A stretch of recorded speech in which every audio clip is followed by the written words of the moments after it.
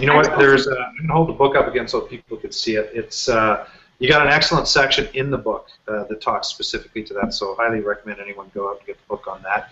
Alan, what about what should someone look for in a partner? What's some ideal traits that you would think would be ideal for partnering up?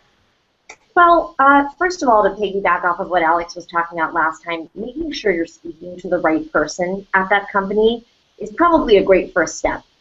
So, as Alex was talking about, getting a warm introduction and getting a handoff to speak to somebody at that company, you may think that you're speaking to the right person, but it turns out that that person has no power, or that person is on the wrong team, or that person is too senior and wouldn't take a meeting with you.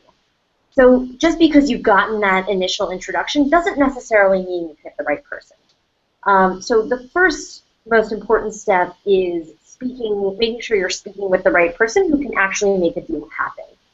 The second set of ideal traits are just making sure you jive well with the other person. I think that there's a certain sense of synergy when it comes to partnering with another company. If you, as Alex was talking about before, have the same goals, have the same ideas in mind, have similar corporate cultures, or work at a similar pace.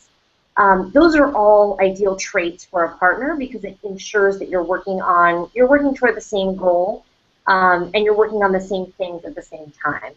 You often see a mismatch between, but not always, between very large companies and very small companies.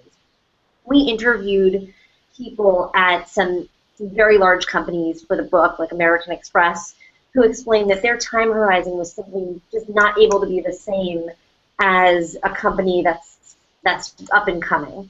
And so while their deal process may be a 12 to 18-month process, somebody else's is a 3 to 6 month process. So making sure that you're on the same page about how long it will take you to do things, when the deliverables are expected, and the cadence at which you work is also an ideal trait that you should look for in a partner. And these are all things that should be discussed before a partnership is inked. A lot of the deal, as we talk about in the book, is after the pitch, you have to actually work to close a deal. It's not just pitch and then close. There's a lot of work in between that happens to ensure that you're on the same page, you're working toward the same goal, you want the same thing, and then you close the